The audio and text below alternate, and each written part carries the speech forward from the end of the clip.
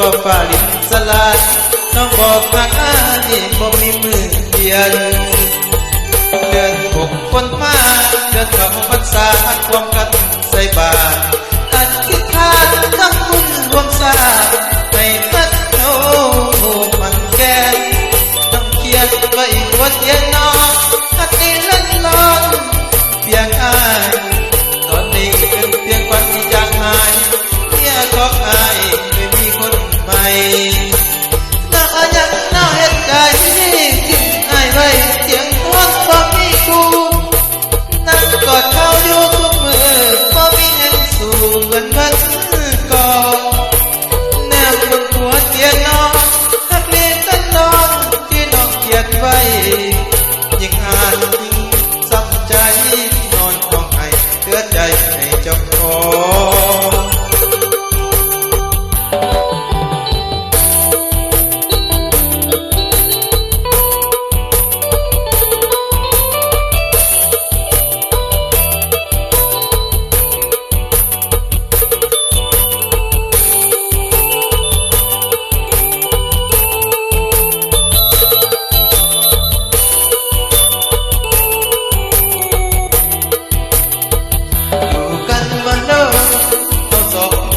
จับมือกันสู่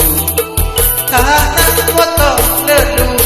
น้องบอกว่าสู่เพื่อมาสองเอานักเบาสู่ชีวิตคู่จะอยู่สบายเสียหักตัวฝ่าดินสลายน้องบอกหักอ้ายบ่มีมือเปลี่ยนเดือน6ฝนมาเดือนเข้าพรรษาความกันใส่บาตรอันคิดทานทำบุญรวมสร้างให้ทัดเขามันแก่ต้องเขียนไปบนเตียงนอนหักนี้ฉันนอนเพียงอ้ายตอนนี้เป็นเพียงฝันที่จางหายเมียของอ้ายไม่มีคนใหม่น้องยังน่าเห็นใจทิ้งอ้ายไว้เตียงนอนบ่มีกูนั่งกอดเขาอยู่ทุกมือบ่มีแห่งสู่เหมือนวันก่อนแนมบนหัวเตียงนอนหักเล็กกันนอนที่ต้องเขียนไว้ที่ขาดที่จำใจนอนขอให้เหลือใจให้เจ้าของ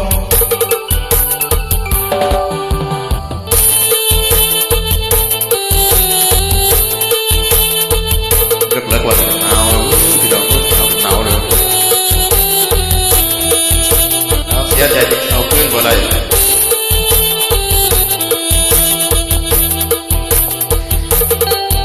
ฝากติดตามทั้งสองยูทูบอยู่เด้อพี่น้อง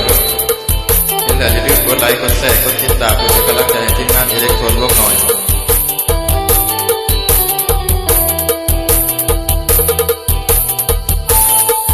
มันมวนเด้อออกพรรษาปี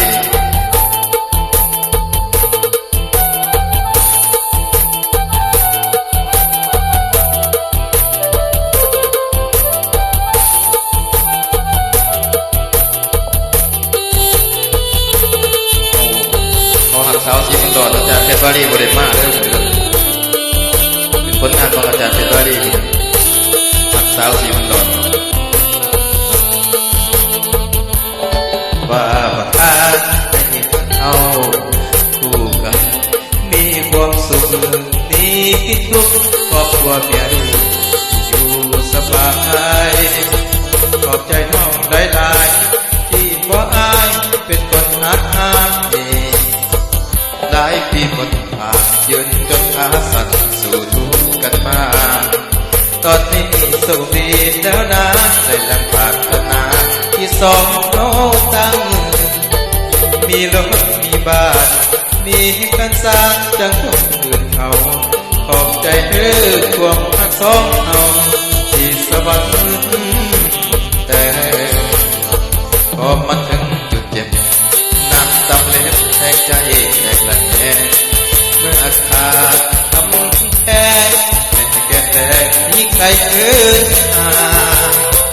จากปัดนี้วนมาน้องสั่งลาให้หักแค่ดูอยากให้เขาดูยิ่งดูที่ตามเมียใหม่นี่คือคำสุดท้าย พี่น้องสังขารอันนี้มีเพียงน้ำตา